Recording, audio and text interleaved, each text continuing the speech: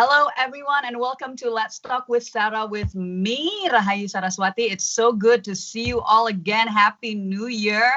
And this time we have something special because I'm here with my friends. So it's not something that's like, crazy amazing and up to date or whatever, but this is I think something that every one of you, especially the youths of Indonesia, and maybe those of you who are tuning in from around the world, it's special because it's going to be done all in English again, finally, after all the COVID live streaming episodes that we've done in Indonesian. Well, we did another one in English, but this time I'm going to be talking with my friends, some very special youths of Indonesia, the creme de la creme of Indonesian youths. And we are a part of a group called Indonesian Youth Diplomacy. Now, I will explain more of that in a minute.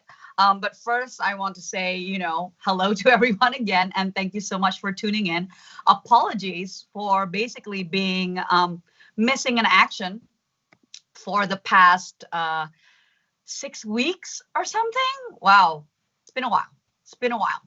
And it's so good to be back. And I hope you all had a great Christmas and New Year vacation. I know the pandemic with what's been going on probably is not the most ideal of situations to have a holiday, but I hope you probably had a great time with your family, quality time. That was one thing that I enjoyed, with having the campaign for the few months before and now, still waiting for the results from the Constitutional Court. We are going ahead with that, but this time I'm glad at least that I had quality time with my family. So now we're going to go into today's Let's Talk with Sara, a live streaming episode. And it is about local youths with global perspectives. And I think it's, especially with what happened this past week, it might be fun to get their perspectives on this. And I have, my dear, I better read each of their right, it's not exactly bio. I'll have them introduce themselves. But so for those of you who don't know, I was a Y20 Indonesian delegate for the Y20. So, and again, just a short introduction for those of you who want to know. Basically, there are 6 working groups at the G20, and Indonesia is a part of the G20. Education. And the Y20 is the youth sector. Okay, it's the youth working group, and I, along with 2 other people, basically represented Indonesian youths at the Y20. Well, I would like to say at Saudi Arabia, but unfortunately, because of the pandemic, we had to do it online. But, and we're going to talk about this later, even with the pandemic, it actually brought out something amazing out of the Y20 conference, Y20 summit.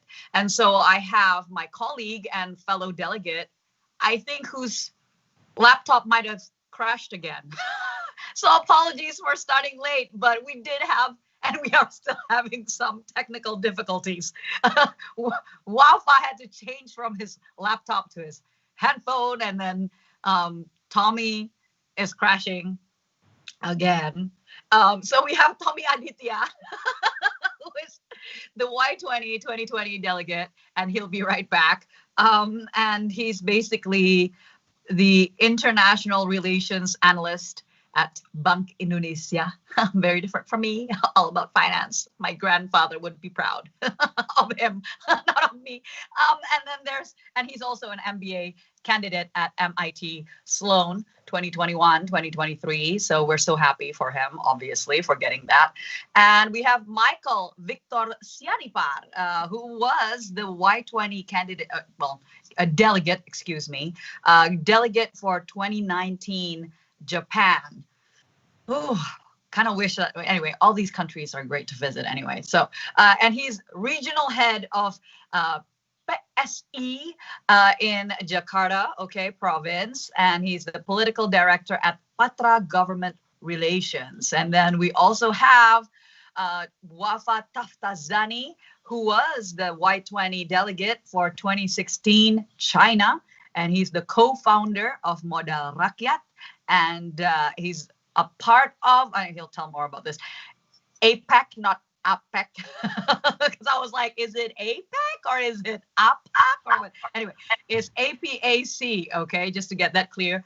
Partnerships lead at Google. And we did wonder whether or not his audio problems stemmed from the fact that maybe Skype found out that he was working at Google or something like that. Anyway, joke. Skype don't create problems for us. Okay, so so glad to have you guys with us. How are you? You all can talk at the same time, no problem. Doing great, still healthy, still healthy. sane. We like that. Yeah. We like that. Waf, how are you? And now we're missing his phone. Did you go mute again? It was working. Technical difficulties. I think Skype really hates. Okay, we can hear you. Yes. Okay. Yeah, doing well, all things considered. Looking forward to the weekend. Well, this is the weekend.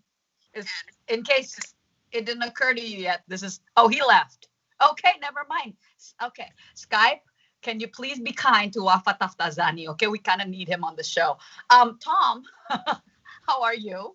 Hey, doing good and staying just, at home still for the past 10 months. But yeah. Did you lose weight? Yeah, I feel like I'm losing weight. Why are you still losing weight? You need to. No, you've gotten so skinny now. I think it's because of my new cut as well. It makes me skinnier. It could be that. You had longer hair. Wafa, are you back with us? Waf? Yeah. Oh, this is so strange. I'm just looking and let me talk to the. Okay, wait. Okay, they're all back. Oh, good. Okay, sorry. For a second there, it was like Tommy's visual didn't come through. Anyways, hopefully we won't have any more problems. But I'm so glad to have all of you with us. And that was just giving time for people to actually get on the show, because sometimes it takes they're like, eh. So, okay. So that was the warm up. And now we're going to get to the nitty gritty. And the nitty gritty is, can we all maybe give a little bit of an idea to people? Okay, for me, so maybe I will ask Michael first. Mike, you are the current chair, okay? The previous co-chair is actually Wafa, so we have the chairs, right, of IYD. And so, Mike, can you share with us a little bit about IYD, and what is it that we do? Who are we? How did it all get started? Maybe you can start with that. Yes, thank you, Sara. So yeah, IYD stands for Indonesian Youth Diplomacy, and we're an organization that started off as a collection of Y20 alumni, starting from 2010 or 2011. So it's been a decade. And every year we're in charge. We're given the responsibility to select and recruit candidates to be sent to all Y20 events every year. So we have a yearly annual gathering of youth from all across the world representing G20 countries and even some observers. But we do have a challenge to make this group more inclusive, and we want to be a voice for youth in Indonesia, and it will take some effort as well. And we are going to have programs that can connect youth not just in the big cities, but also we want you guys who are coming from all across Indonesia to be a part of the community. Yeah. Well, there you have it, and so there was. I mean, I'm catching a little bit of what you said, and I think this has been mentioned over time in our discussions. Is that maybe a lot of people look at our group and it's like, oh my gosh, they seem to be so elitist almost, right? But here's the thing, and I hope to get people to be more interested in, you can actually join us. You can be a part of IYD. And having this kind of network of these creme de la creme of Indonesian youth and future leaders and even current leaders, right? And I think that would be so fantastic and so beneficial. And I think we are going to be more than just about selecting the next delegate, but we do want to know more about what the youths are thinking, about local issues and bring it globally. I think that was also one thing that when we discussed, right, Michael, that we want to, it seems that apathy. I think so much of our frustration, those of us who are actively involved in decision making and politics and et cetera, we're all just so frustrated at how so many of our youths in Indonesia seem to be so apathetic about what's going on. I mean, they don't even know sometimes what's going on locally, much less globally, right? Or even it would be the other way around. They know what's going on globally, but they don't know what's going on locally. So maybe I'll go to Wafa. Wafa, you were the co-chair before for IYD.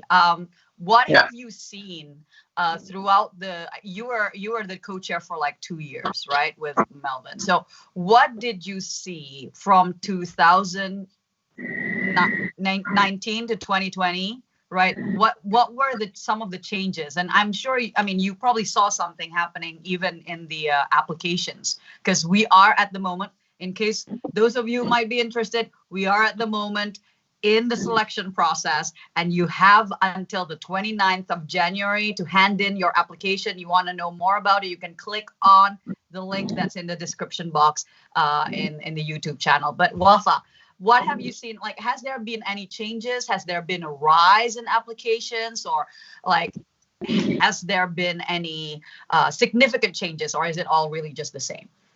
Sure. So definitely from the past couple of years, there's a few trends that I witnessed. First of all, we've seen an incredible surge of interest among applicants, and from things as simple as sending me messages, asking questions, asking for one-on-ones to discuss, up to actually then applying. We've seen an incredible surge of applicants throughout the years. And sometimes it also depends on the country that becomes the host. Obviously, as you said, more interesting it's so true. the country is, the more applicants will garner. I think that's just natural. But another thing that I noticed is how incredibly diverse the breadth of the applicants have been from the past couple of years up to today. We've seen more and more applicants coming from non-metro areas. We've seen more and more applicants coming from Eastern Indonesia, which is incredibly encouraging.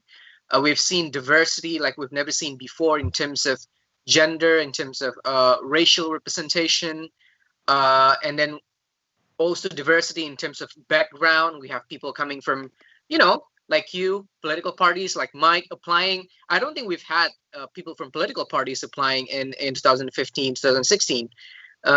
We have people from private businesses, startups. So it's been incredible. In terms of the actual contents itself, I think it's a trend that I've also noticed.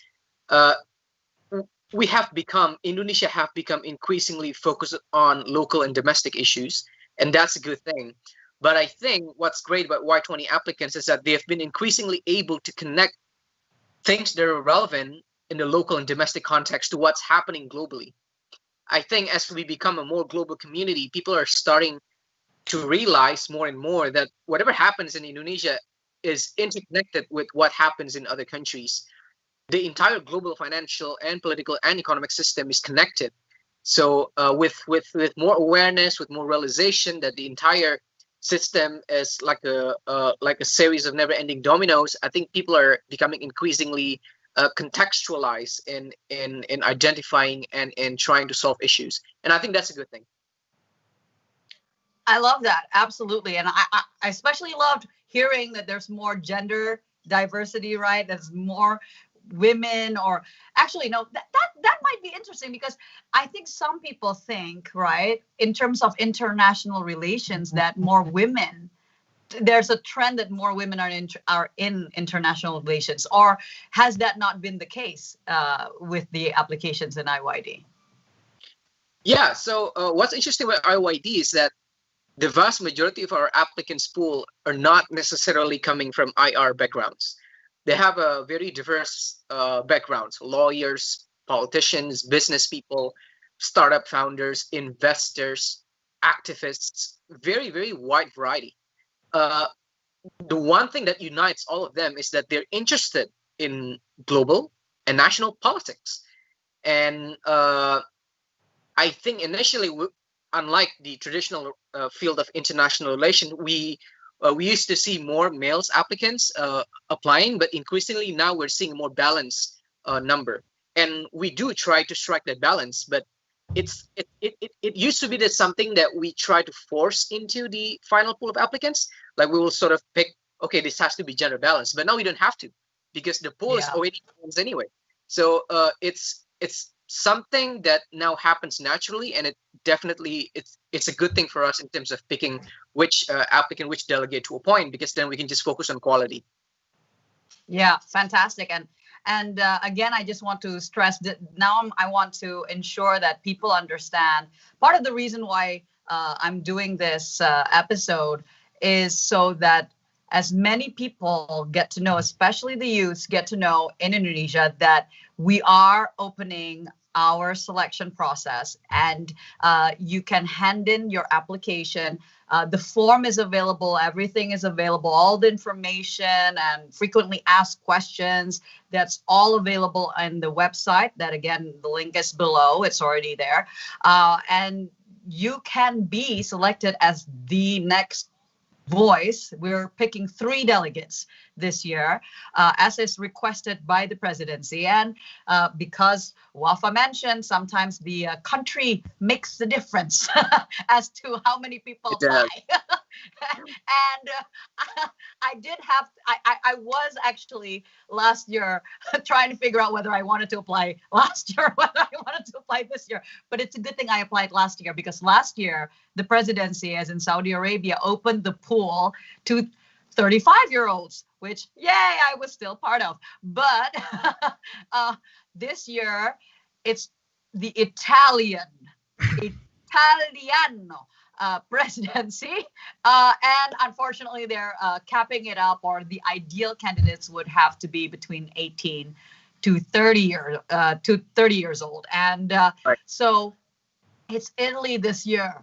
Anybody want to go to Rome?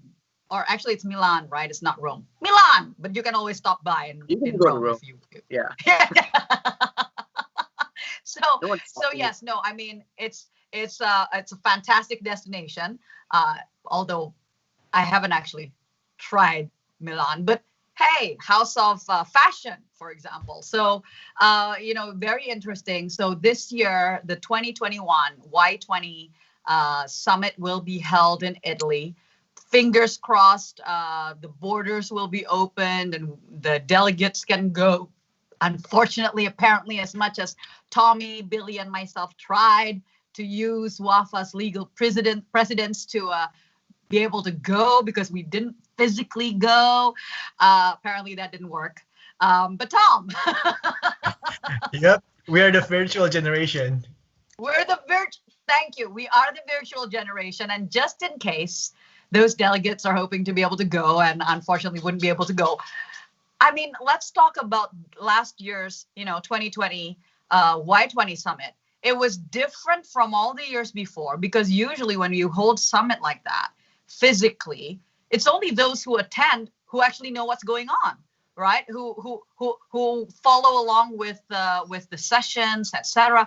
This time, the Saudi presidency, especially the Y20 organizers, did a fantastic job in holding it virtually. And Tom, let's tell the future delegates and those who might apply and about our experience, right? I mean, so basically, what is it?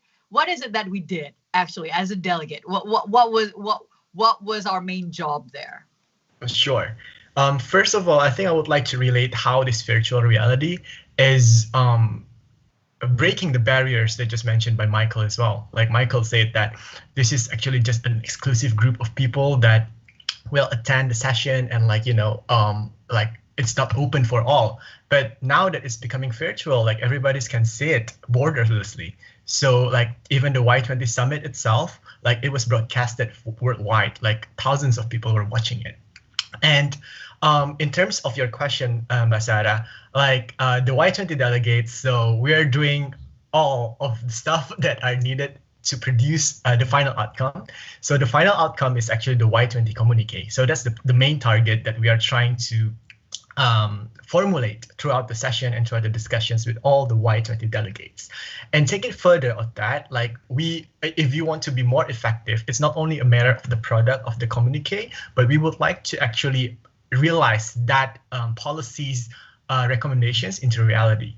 And that's another chapter as well that we're going to talk later on. But I think like the most important one, if you're talking about the Y20, we should focus on the Y20 communique first, because that's the way we communicate with the G20 leaders. Like this paper that we written, it will be read by the presidents, by Pak Jokowi, and like by Joe Biden, the new elected president, and like by everyone. So yeah. And how we prepare for that is that there's going to be like a lot of mini sessions, and thanks God that it's now becoming virtual, so it's easier to communicate it like with the diverse G20 countries, right? So the prior 6 months before the Y20 summit, we will have like working groups to talk about all the pillars that are being discussed. Like for the Y20 Italy right now, I think they're talking about inclusion. They're talking about sustainability as well, and of course the legacy topic, as in with future of work, it's being discussed. So you have like those moments to discuss it in groups, and not only with the G20 peers, the G20 youth peers, but you will also be invited with all the government stakeholders in Indonesia. And that is where you can make your voice heard. You can recommend your policies directly. Like for instance, like we last time we just talked about it, like we got invites from the Ministry of Workforce to actually talk about their policies recommendations.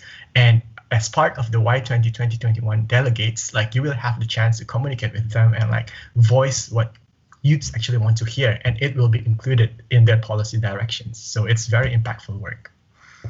Oh, for sure. And I think we often put that aside. We think it's all about the international discussions. It's all about the networking abroad, but it's actually, interestingly, is just as important to be able to have our voices heard nationally as well, because us, Indonesia, as a part of G20, we also want to make sure that the youths are heard, right, at the national policy level, and even when we're talking internationally. But we'll be talking with, as you said, we'll be talking with the ministers, with the people who are basically answering directly to the president and the ministers, etc. So it's a multi-stakeholder network here, where we, as a delegate, you have a chance to relay our voices, right? I mean, our voices included.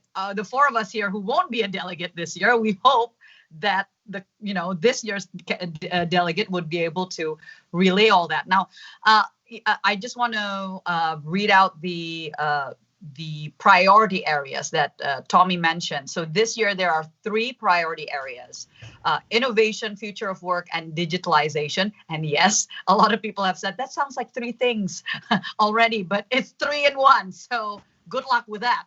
And the second one is inclusion, and the third one is sustainability, climate change, and environment. Yes, but it's, that makes sense. That kind of makes sense, right? To have all 3 of that together. Now, talking about all 3 of that together, and Tommy, I'm so glad you also mentioned about the communique. So basically, the final product is a communique. Communique is a document that puts together all the major thoughts, the important issues that the youths of the G20 countries would like to be highlighted and underlined. And that's the document that's given to the G20 leaderships, right, of every country of the G20. And for those of you who are wondering, we're not going to read them here one by one, but you can access the Y20 communiques from year to year. All of them are up in the Indonesian Youth Diplomacy website. You just go to past declarations and communiques, you click on the year, and you'll be able to access the communiques, basically PDF format. You just click on them. I want to go to, I think, Wafa, first of all, because you're, I guess, I'm not going to say the oldest delegate, but you out of the four of us, you're the first, the earliest delegate to go.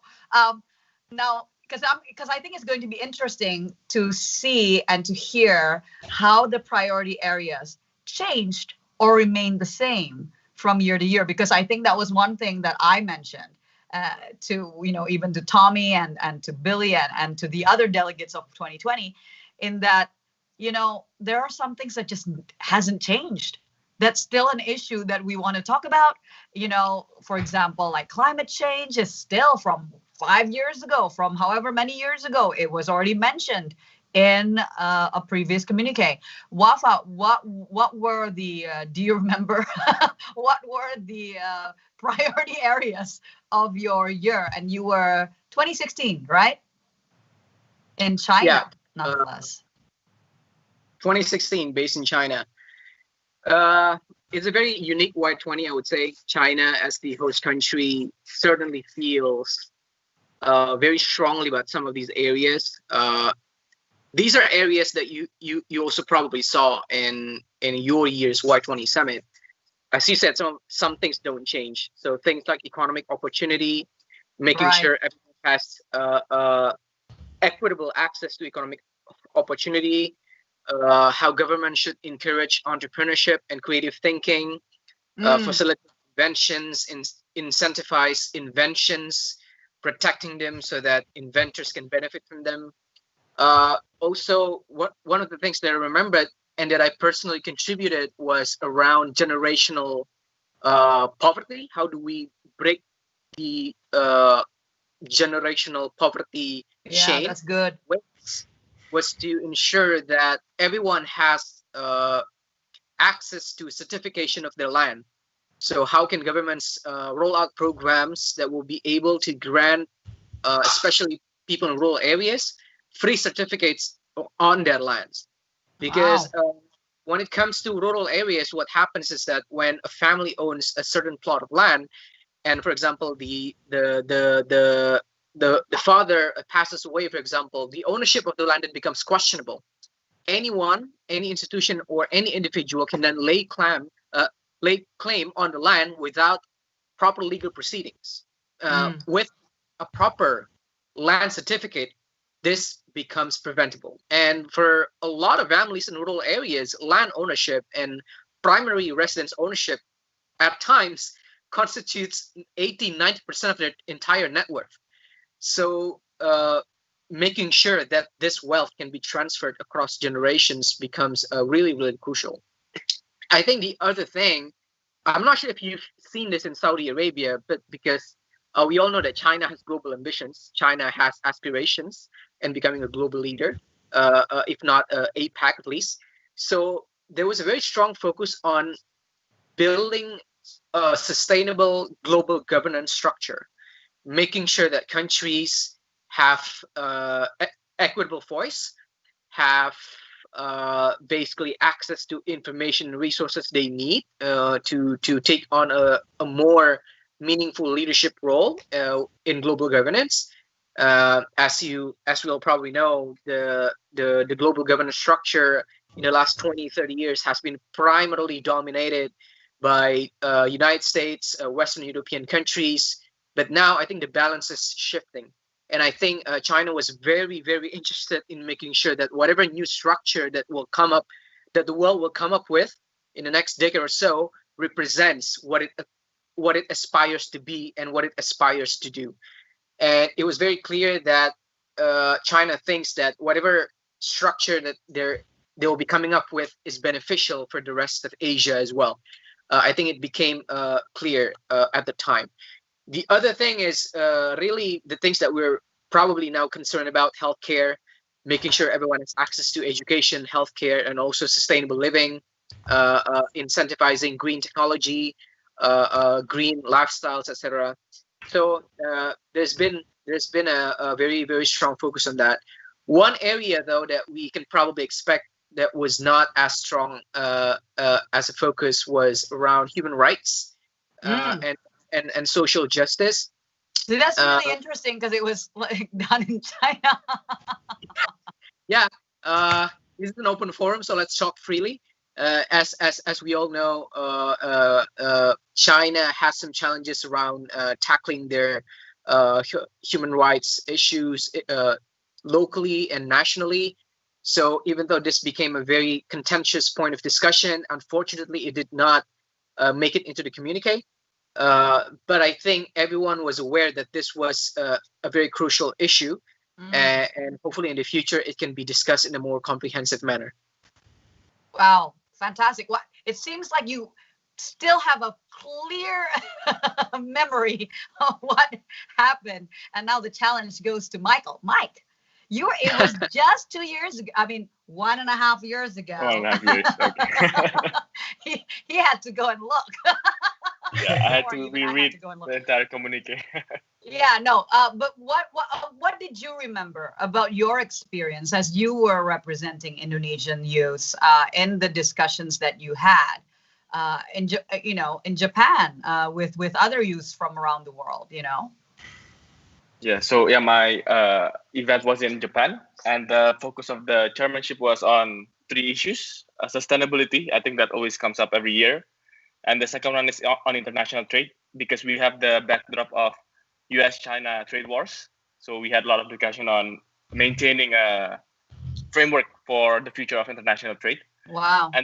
And the last one was on the future of work, because Japan is an aging society and they have concerns whether they can keep the workforce even beyond their effective age, and also the type of work that can be done using technology. So that was the 3 main topics discussed in the Y20 meetings that we had.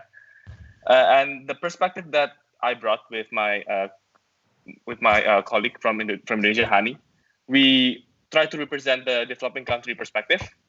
Because, for example, in the discussion on international trade, you can imagine that Y20 delegates mostly come from more developed countries, Europe, and also the US, Canada, Australia, and they have a quite different perspective. They are more interested in supporting and strengthening the norm of trade relations. I think that is also in the interest of Indonesia and Indonesian youth.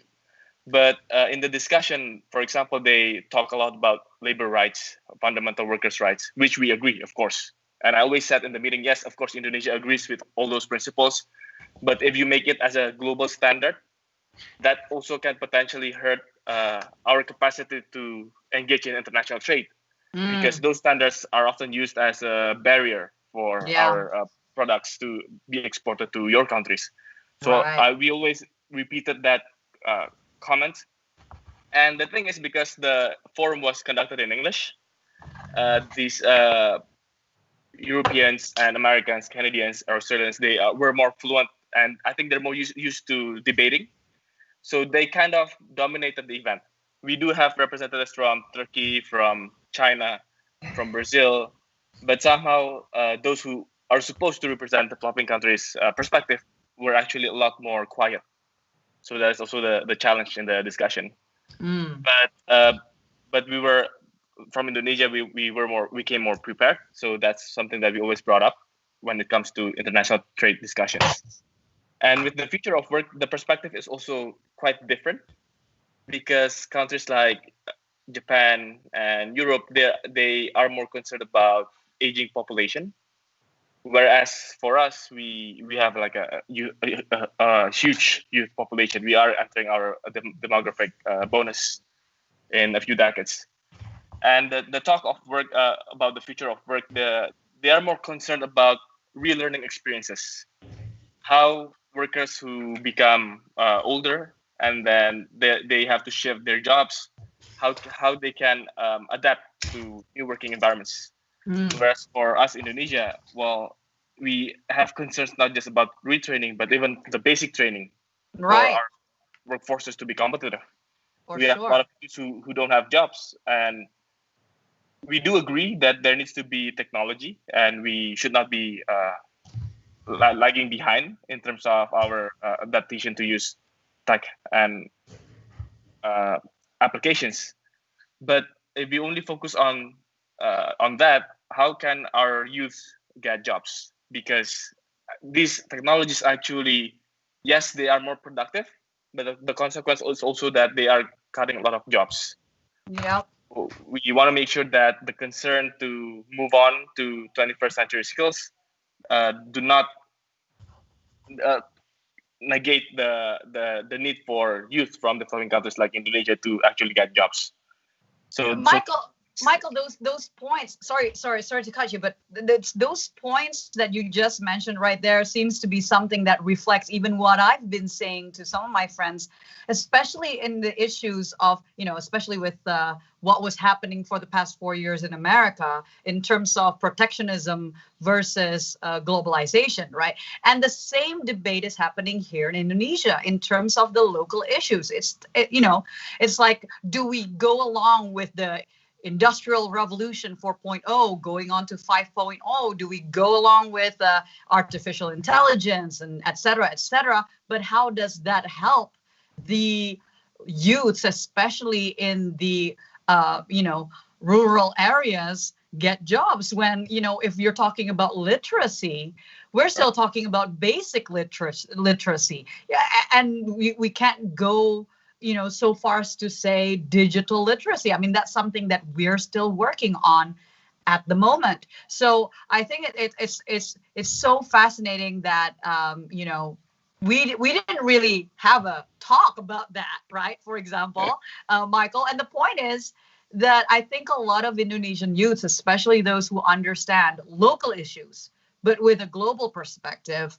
we know that there is a balance that needs to be struck in terms of whether or not we go along with we want to go modern, we want to be with the times, but how can we make sure, how can we ensure something that's going to be talked about this year, for example, inclusion? It's like we're giving a little bit of tips to the future applicants. If they're listening to this, they're like, oh, I'm going to talk about that. You can write an essay topic on that. It's like we're giving them. No, but we already said in the Q&A webinar, remember we said you have to make it your own. Don't make it like an academic paper that like we have no idea what your stance is on the issue. So sorry, Michael, I hope it's just in the interest of time as well. But thank you so much for sharing about what you guys talked about. And this is one thing as well. I mean, we hear even from 2016 the issue of work, right? Employment. It seems to be an issue that is constant, even though they changed like the priority area's name. But the issue of employment, of work, of inclusion, of even sustainability, it's been throughout, especially the Y20 years, because the Y20 is not exactly old. I mean, we're only 10 years, right? I mean, Y20 itself. So it hasn't been around for that long. Tom, I think it's you were part of I think you were in the Future Fit, right? Yes. Yeah, you were in the Future Fit priority area, whereas I was in the sustainability, and Billy was in the what was it again? Youth. He was in the youth engagement priority area. So, but hearing what Wafa and Michael were just saying just now. I remember some of the things that you fought for, right? That you put forward for the Future Fit communique area. are you seeing something similar? Do you think, are you predicting this is going to be something that even in the 2021 communique, even there are the delegates, they're going to be discussing? I mean, part of the priority area, yes, is future of work, but what do you see as the common denominator on that point? Sure.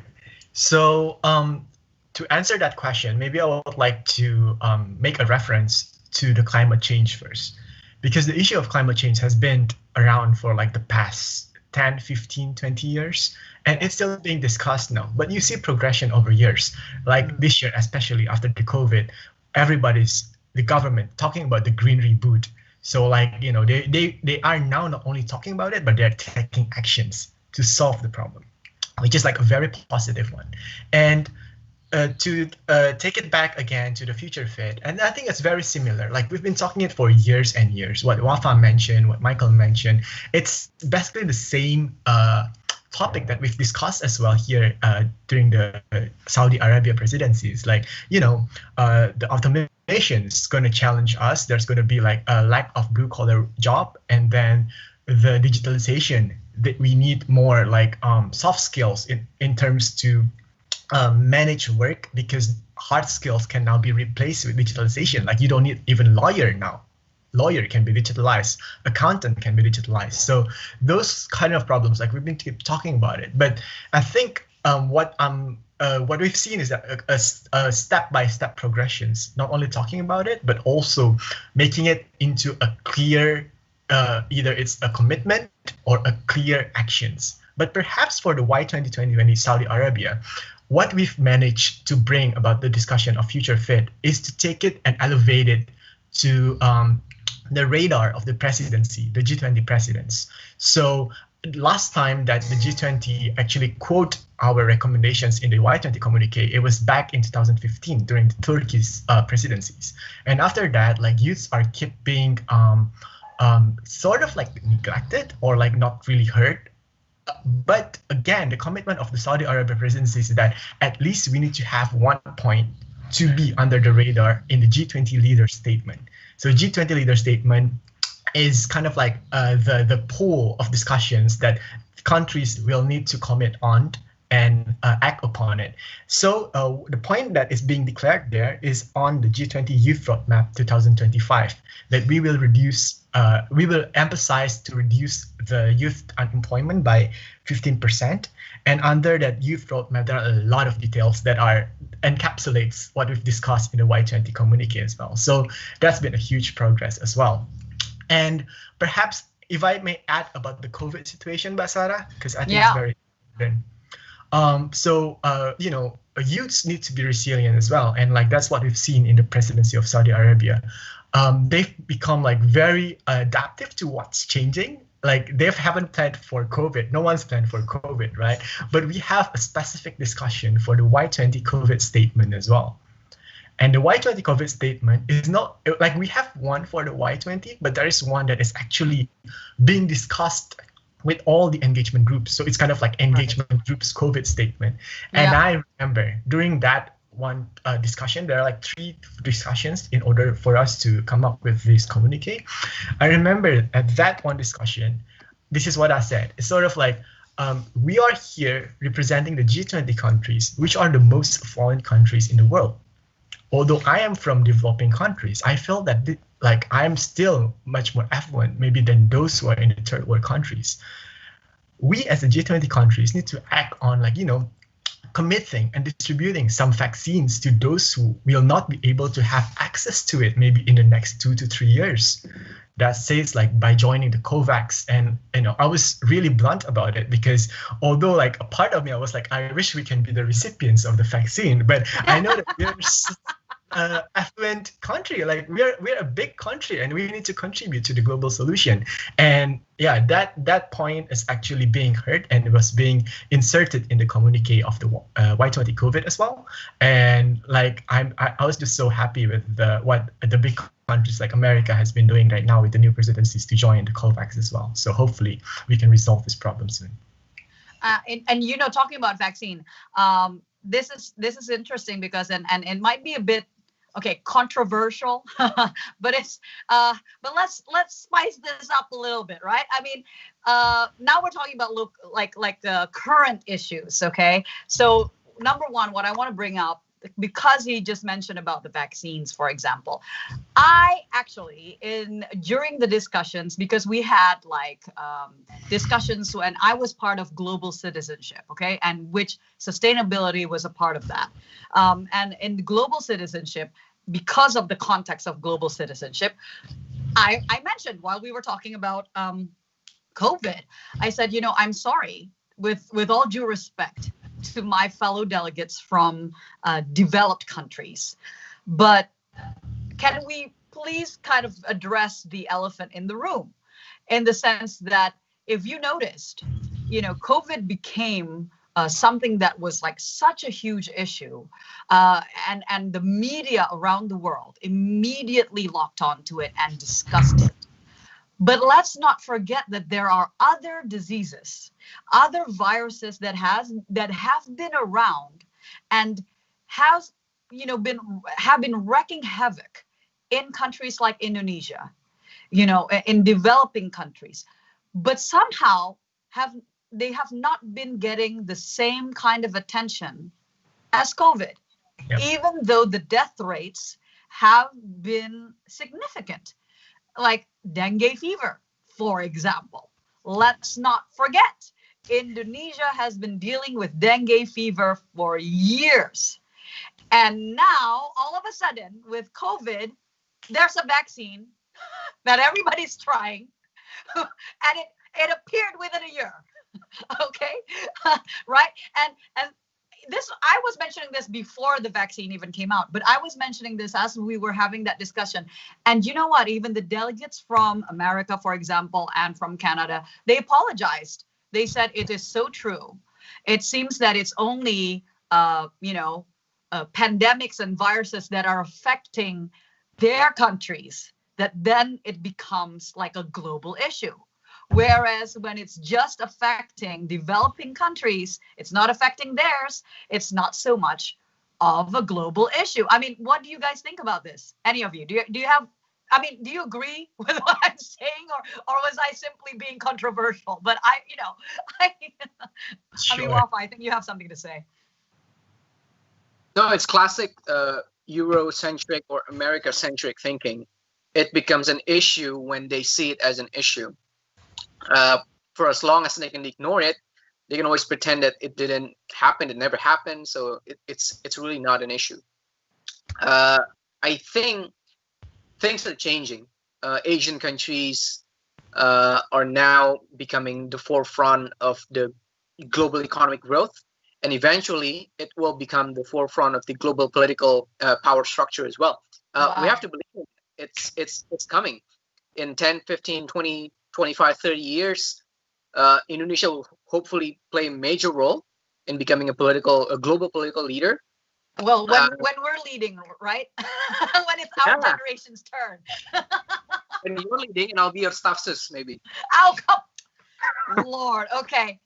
I'll just say amen. In Indonesia, every time someone says like that, it's a prayer, and we just have to say amen. So go ahead. I mean, no, but eventually, more countries will come into the realization that, especially as the world is becoming increasingly globalized, as information transfer is becoming increasingly real time and transparent, everything then becomes a global effort. And especially because of how easy it is to move people and objects around. Say 50, 60 years ago, if this had happened, this would never become a global issue, not just because Western countries did not see it as a global issue, but because people and objects did not move around easily. Right. But now, with people moving around so easily across borders, different countries, any issue can now become a global issue within days or hours. Yeah. So it's something that we have to prepare for. Yeah. And for a lot of people are kind of drawing, like this is reality. But I think those who wrote all those cartoons animations, they already predicted this. And then like even that movies, right? I mean, there have been movies about pandemics that, it shows how easily like one virus can go to another country, etc. So, we can show, I mean, even with what Michael was mentioning about, protectionism, with a quote, right, about how we need to ensure our people, the Indonesian people, especially the youth, are prepared. I mean, let's not forget, we're talking about bonus demography, right? About how, Indonesia has, and probably one of the issues why they said that, oh, it's not so, like the death rates isn't so scary, right? It's because we have a lot more youth. But in terms of COVID, now going back to that, especially with what's going on around the world, I mean, it's been crazy. Let's not forget. I mean, a few years ago, there was Brexit, and then somebody we never thought would become president, but apparently was, already predicted by The Simpsons, became president of one of the most powerful countries in the world. And now with a complete change, it's like going from one range, one complete different spectrum to another. We just, I think all four of us, I mean, we were watching the inauguration, right? I mean, what are your thoughts? Any of your thoughts on how the Biden administration going forward, how that's going to affect? Because one of the biggest things that obviously those of us who have, for example, such as myself, an activist in, excuse me, sorry, dear producer, we can hear your voice. I was like, wait, where's that voice coming from? Dear Mr. Producer Irving, we can hear your voice. Okay, moving on. So, looking, this is one thing as an activist for environmentalist.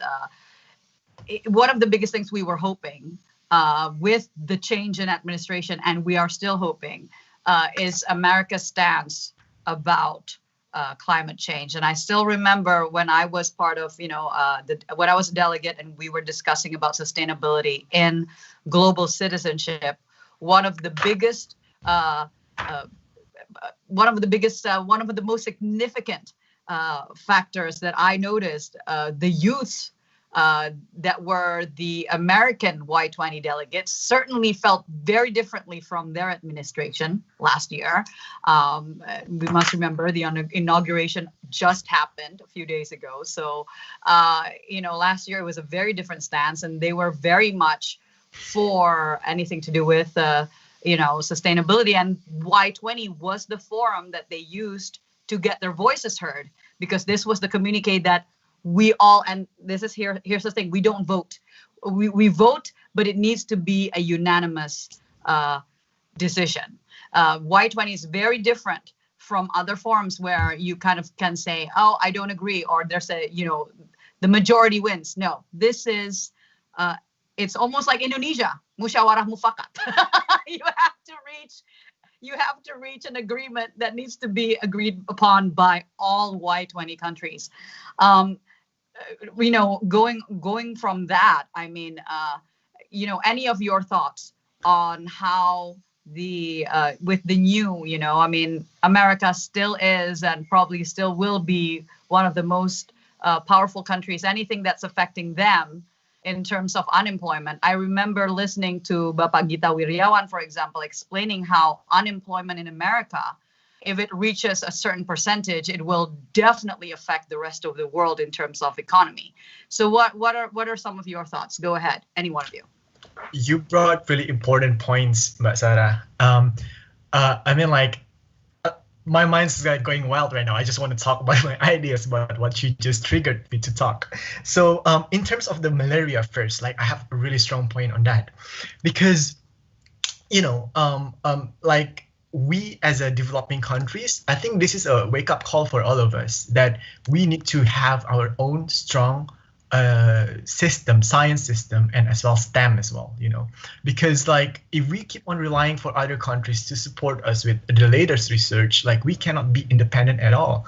And what is saddening is that the research that is that was conducted by U-Report, the UNESCO's one, in Indonesia alone, the most youth's aspiration are still towards social sciences, and they are eager to become PNS. I mean, like, there's nothing bad with that, but if that's becoming your top dream, I think it's very saddening. How can we empower and how can we protect our our science, our ability to create something? So I think it's very important. I think it's a wake-up call, this momentum for all of us, that youths, I think you need to study more about the hard science, because that's what we need. And I mean, like, don't follow me because I didn't do that as well, because my predecessors lectured me that you will not get jobs, or like it will be a long-term job. But I think like what we've seen so far as a millennial to Gen Z, maybe like I think you should rethink about it. And going to your following points about the Biden administrations, oh my God, I am very thrilled to see how inclusion plays a role in there. It's the most first administration ever to date. Even Indonesia, I don't think, can cope up with that. I mean, like, we claim that we are a diverse country, but I think like the commitment that the Biden's administration put to have that very diverse people in their team is very empowering as well. Even for us living in such Bhinneka Tunggal Ika, and like unity and diversity. Yes. Right. So yeah, we need to learn, and like we need to show them that we are better than that. So be challenged. We are being challenged right now, right? So I think I think that's a point that I need to observe how it will moving forward, because sometimes like when you're trying to put such a diverse team, like you will have balance between like, oh, but it's going to be reduced our quality, like the most competent one will not get the job, or like just based on the fact of diversity. Is that going to be true? I mean, like, no, that's the question that I posed as well to Michael, but I don't think no one has the answer yet for now, because no one has been bold enough to actually take that courage to create such a diverse team. So yeah, I would love to see how it plays out, and like how Indonesians can learn or like challenge that as well. Yeah, fantastic. And I know Wafa needs to leave us earlier, and we're just about to wrap up. But Wafa, any final words before I go to Michael to talk about how we are planning on, inviting more of the youth to be involved in IYD, right? So, Waf, maybe you can encourage, final words, encourage the youth to get involved, especially with signing up to the Y20 this year, or what can they do to, if not be involved, then to know more about what's going on, and how what's going on not just around the world, but how to relate that and how to ensure their voices are heard. Do you have any? Because I know, because you're a startup. You're a team Wafa Taftazani, not Han Ji Pyong.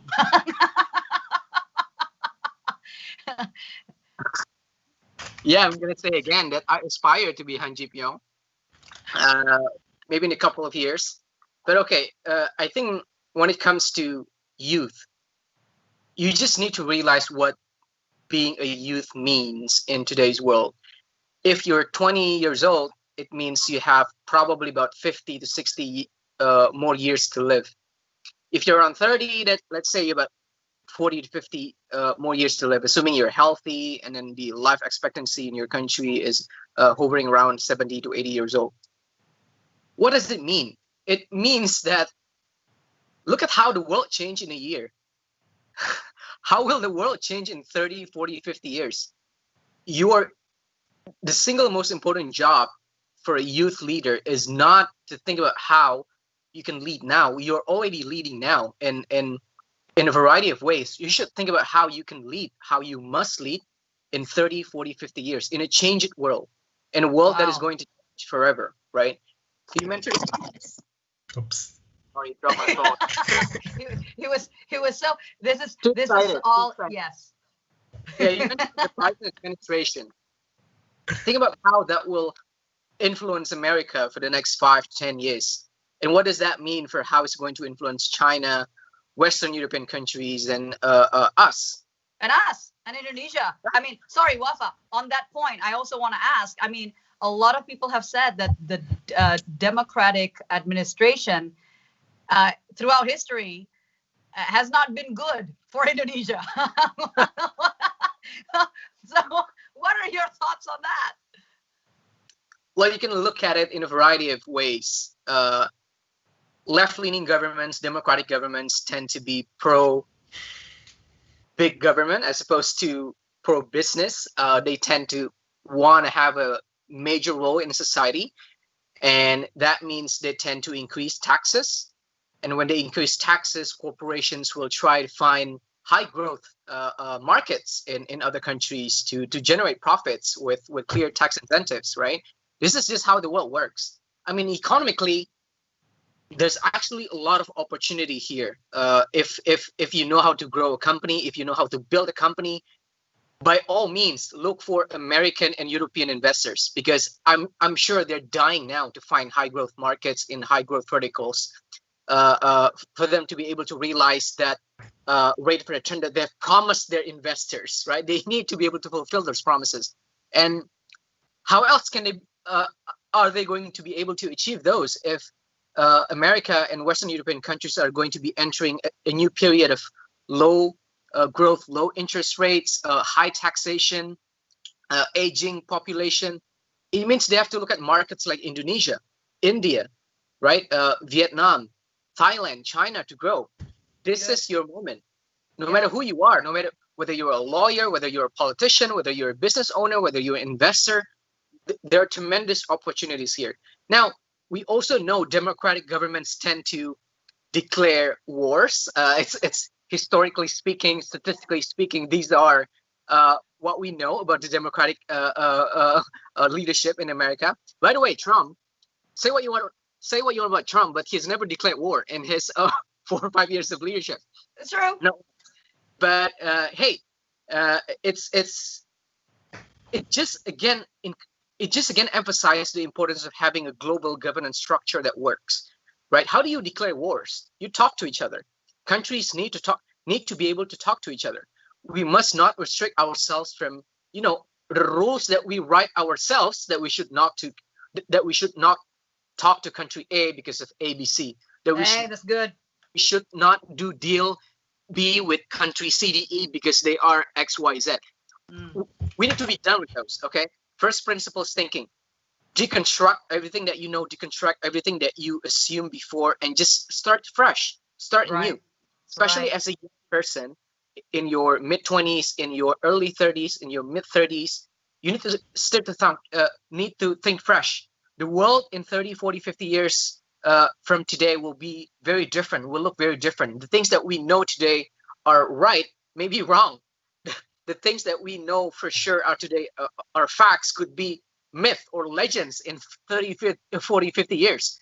And joining a platform like Y20, knowing young people around the world, knowing your stuff, knowing what's happening in cryptocurrency, knowing what's happening in the global financial system, knowing what's happening in the world of automation, it's just a platform. It's just your launching pad, right? Right. You not see the immediate benefits of it within the 3, 5, 10 years, but in 15, 20, 25 years, you'll be thankful that you've become a part of a global platform full of talented young people.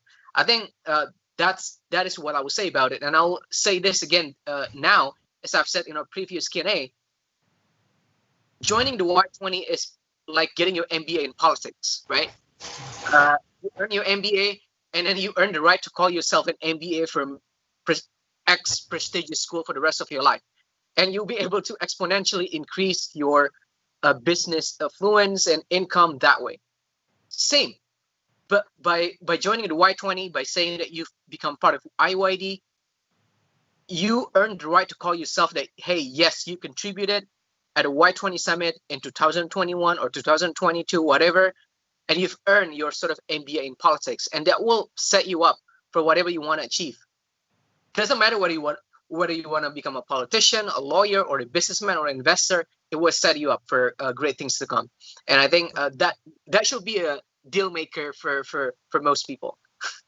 For sure. It's so, you know what, before you go, I thank you so much, Wafa, for sharing your thoughts and for coming on Let's Talk with Sara. And it's always one thing. I think Tommy and Michael will agree with me in saying that you're very eloquent. I love hearing you talk. You got, you're like, you know what you're gonna say, and it's right there. It comes out really great. So I wish you all the best, and especially for your startup. I know you did a little bit of putting out fires apparently or something.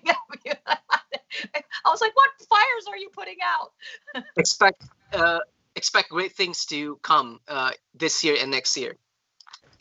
That is so ambiguous. If ever I've heard of a statement, it's like, expect great things. Yeah, we're always expecting great things. Hey, that's what MBAs and politicians do, right? We say ambiguous things, and then something no. happens. It's not ambiguous. Hey. We say diplomatic things. Got it.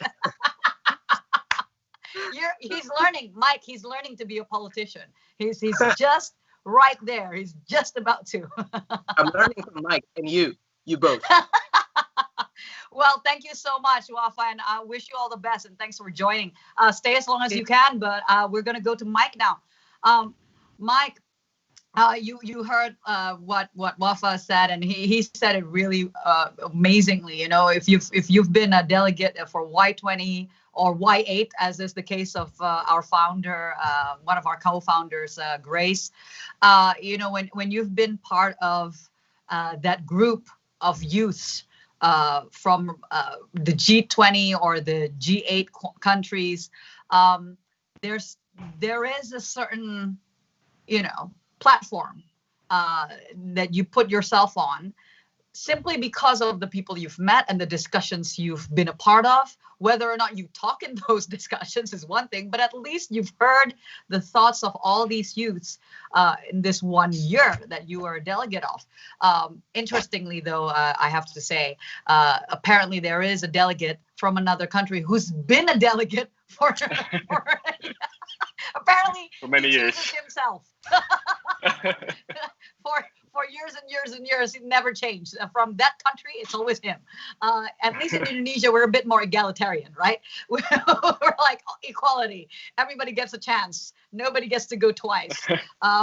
So, Mike, maybe you can share a little bit as a closing, as we're coming to the closing of this episode. Your thoughts on, again, what we're going to be, what you're hoping in terms of the inclusivity of IYD and education, right? The education part for the youths of Indonesia, to get them to be aware of global and local issues, but at the same time, how to connect the two together. Go ahead, Mike. Sure. Thank you, Sara. So also answering your point about the vaccines and so what I said earlier. Everything. Go ahead. Everything. Yeah. I think during the Y20 in Japan, I was more of the realist voice in the forum. I do believe in institutions and the importance of having faith in the global institutions. But looking what happened to America, I actually appreciate the new presidents in the U.S. and I hope that they're gonna engage more globally. But when push comes to shove, I think a lot of countries will first prioritize their country's interests, and I think that's perfectly legitimate. We're all democratic. Well, even if not democratic, but we all are accountable to the people in our countries. And when there's even a global issues like pandemic and so on, I mean, the US will first prioritize their citizens to get vaccines and so on. And like you said as well, when it comes to diseases in developing countries, it will not be a priority in developed countries, drugs companies, research, and so on. So the relevance of that to Indonesia is, yes, we want to engage globally. Yes, we want to be prepared for a greater role in the regional and global landscape, and we want to be a global leader as well as a country. But it is also important for us to first realize that when it comes to taking care of people living in Indonesia, the getting close to 300, 270 million people, it's going to be, first of all, our responsibility. And we cannot talk about global citizenship if we do not yet care enough about the people in our own country. Hey. So I think that's also the point of representing Indonesian voice, representing youth voice in global forums. We can talk about all the big ideas, the institutions, the networking, and so on. But let's not forget that we are there to represent our country. And if even we don't do that, then who's gonna represent Very them? important point there. Very important point. Yeah. Yeah, and this is also the relevance of our organization of IYD. When we go to international forums and we do want to prepare our members for the future, and we hope that maybe in 10, 20 years time there will be some of us who would go to these formal events, meetings as not just representatives of the youth, but also having official designation as government officials or politicians, ministers, and so on. But to do that well, we really need to grasp the need, the aspiration, and the concerns of people in Indonesia.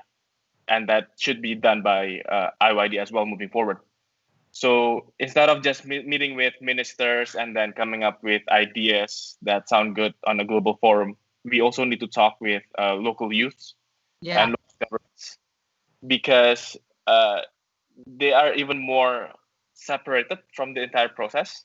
And whatever decision is made, whatever communique is passed, they don't even know. And unless we find a way to make it relevant to them, then all the hard work that is done in the forums will not actually translate into anything on the local level. Yeah. So this has to go both ways. We have to be able to harness the energy and also the enthusiasm and the ideas from the local levels, but also once it has made it into the global stage, we need to translate the decision there back to the local levels. That will be the priority of IYD moving forward as well. So we are hoping to expand and becoming more inclusive, and we're still deciding and designing the exact format for that. But another interesting fact is next year, 2022, Indonesia will be the chair for Y20. That's right. For the presidency. So, yeah, we'll be having the presidency for G20 and Y20 as well. So we have a year to prepare for that, and we hope that when that happens, not only we can be a good host for all the guests from all over the world, but we can also show them the traits and the uniqueness and also all the good things and character of our country. And we need to get more people involved, more viewers involved. For sure. And I love, what you said about how, the reality of it is we don't do enough socialization, and which is why we're doing this on Let's Talk with Sara, so that at any time anybody can always access and know about what it is that some of the youths are doing to represent our country. And and that was actually just as a insight. It was really important when we were being delegates, right? When Tom and I and Billy, and I'm sure Mike, you were experiencing the same thing. It's one thing when we're speaking for ourselves, but it's another when you're a delegate, because obviously you are representing more than just yourself. You're representing the youths of Indonesia, and research and surveys and focus group discussions, which is what basically because of the COVID, Tom, Billy, and myself, we focused on doing focus group discussions virtually, which helped us get more of an idea of what the youths are thinking in terms of the subjects that priority areas that we had. But if IYD going ahead can do that, right, going forward, then the delegates basically already have a platform in which anytime they need to have a survey done, at minimum, then at least, all the members of IYD, those of us who have gone before and those of us who will come after, we can have our voices heard, ensuring that, a real representation is done instead of just the three people who are there representing. That was, I think, one of the things that we had to balance, right? I'm sure, each of you had your own experiences with that as well. It's like one side, it's like, yeah, I feel this way, but I know the reality in Indonesia is this way. So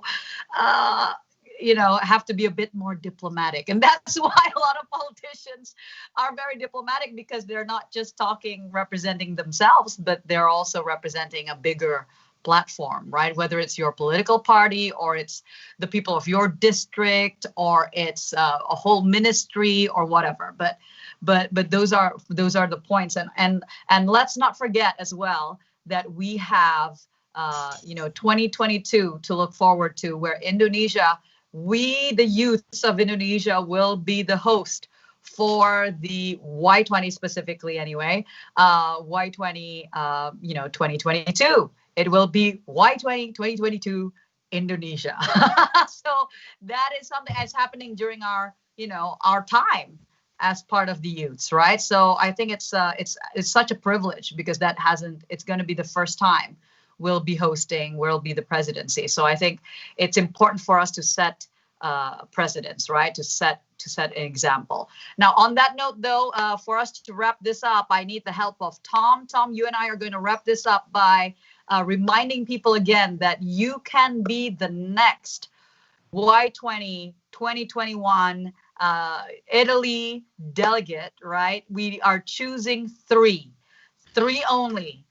So make sure you check out the application form that is available through the Indonesian Youth Diplomacy.org website, and all the information is on there. You can make changes to your application. We've had this question before. You can make changes to your application up until the 29th. There will not be an extension.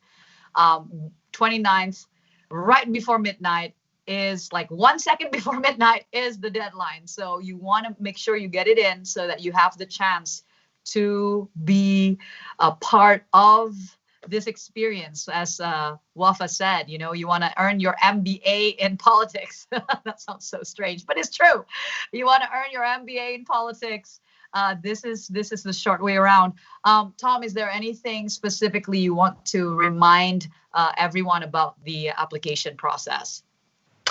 So just to recap briefly, the deadline is going to be on the 29th. And then after that, you will have an interview. So throughout the process, again, like we've emphasized, just being authentic to yourself and like being honest to what you want to say. And I think that's the biggest tips that I can give you. Other than that, be confident. Like, I didn't expect that I'm going to get in along with my two amazing peers. If you can Google their names, like their names are everywhere. And I was like, where's my name? But hey, this is so important. Hold on. This is so important. We could not have done it without Tommy Aditya. Okay, let's just put it out there. He was the absolute hero of the Y20 Indonesian delegate, because Billy and I, we were so busy.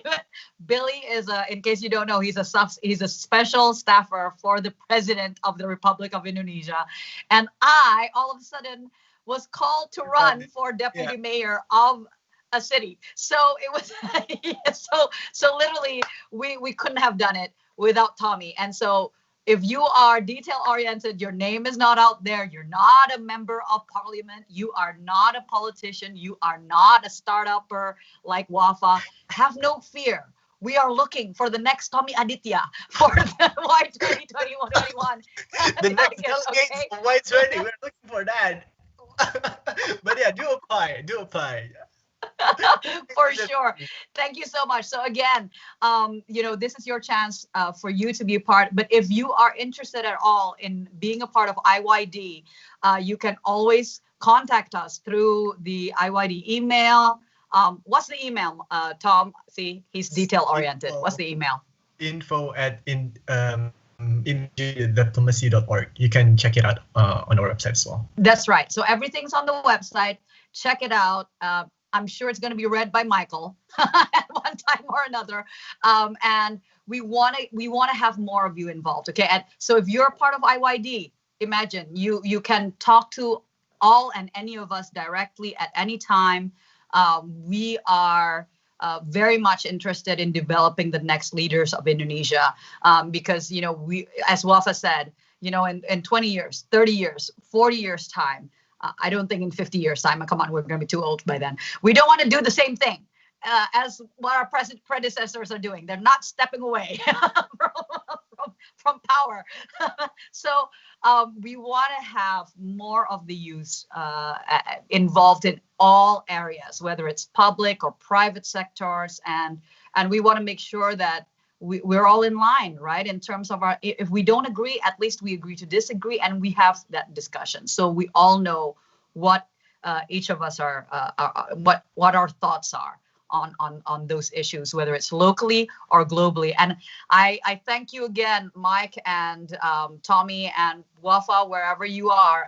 Thank you so much for joining me on Let's Talk with Sara. I think it is we don't do this enough, right? I mean, not that many people know that there are so many youths that are, changing wherever, that's making changes wherever they are. We're trendsetters. We are, thinkers, and we are visionaries, and or like Tom, detail oriented, who are making changes one document and one announcement at a time.